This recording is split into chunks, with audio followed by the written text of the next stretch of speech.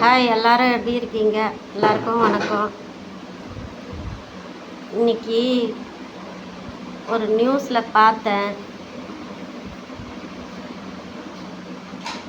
எல்லா துப்புரவு தொழிலாளர்கள்லாம் போயிட்டு கடலில் விழுந்துடுற மாதிரி அவங்க சொல்லியிருக்காங்க.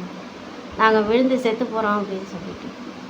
ஏன் இப்படி ஒரு முடிவை எடுக்கிற வரைக்கும் கவர்மெண்ட்டு பேசாமல் இருக்குது? அவங்களுக்கு நல்லது கெட்டது பார்க்குறதுக்கு இல்லையா? அவங்களும் இந்த நாட்டு ஜனங்க தானே.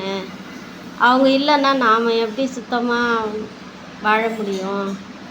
அவங்க இருந்து தானே சாக்கடையை அள்ளுறாங்க, குப்பையை அள்ளுறாங்க, நம்ம போடுற இதெல்லாம் எல்லாத்தையும் க்ளீன் பண்ணுறாங்க. பாதாள சாக்கடையெல்லாம் க்ளீன் பண்ணுறவங்க அவங்க தானே.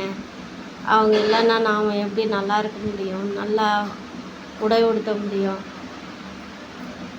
வீடும் நாடும் நாறி போவாதா? அவங்களுக்கு நல்லது கெட்டது பார்க்க வேண்டியது நம்ம கடமை இல்லையா? பொதுமக்களே நீங்கள் எல்லாரும் சேர்ந்து அவங்களுக்கு குரல் கொடுங்க.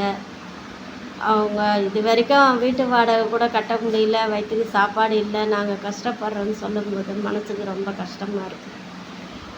எல்லாருமா சேர்ந்து அவங்களுக்கு உதவி செய்யுங்க. விஜய் தம்பி, உங்களுடைய குழுவை அனுப்பி அவங்களுக்கு என்னன்னு கேளுங்க. விஜய் தம்பி, உங்கள் குழு தான் அவங்களுக்கு பக்கத்துணையாக பாதுகாப்பாகவும் இருக்கும். அந்த நம்பிக்கை எனக்கு இருக்குது. அதனால் நான் உங்களுக்கு சொல்கிறேன். நீங்கள் கேட்குறதும் கேட்காததும் உங்களோட விருப்பம்.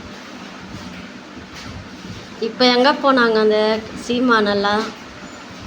சீமானு, சவுக்கு சங்கர் அவங்கெல்லாம் ஆளையே காணோம். இப்போ போயிட்டு அங்கே நிற்கலாம் இல்லை? அந்த காலேஜ் பிள்ளைங்க என்னானுங்கன்னு தெரில. இங்கே பீச்சில் இங்கே துப்புரவு தொழிலாளர் என்னானுங்க தெரில. அதெல்லாம் கவனிக்கலான்னு இல்லை. இப்போ உடனே டெய்லி ஒரு நியூஸ் அவங்களுக்கு தேவை, பேசணும், எதையாவது ஒன்று பேசணுன்றதுக்காக பேசிடுறது. இப்போது அது கோவை பொண்ணோட பிரச்சனை பெரிய பிரச்சனையாகிட்டுருக்கு. அதை வச்சு ஓட்டிக்கிட்டு இருக்காங்க. இப்படியே ஓட்டிக்கிட்டே இருக்கட்டும். அவங்க நாம் நாட்டை நல்லா ஆக்கிறத பார்க்கலாம். விஜய் தம்பி, கொஞ்சம் ஸ்டெப் எடுத்து பாரு ஐயா. உன்னை வேண்டி கேட்டுக்கிறேன் ஐயா. இந்த அம்மா வேண்டி கேட்டுக்கிறேன் ஐயா.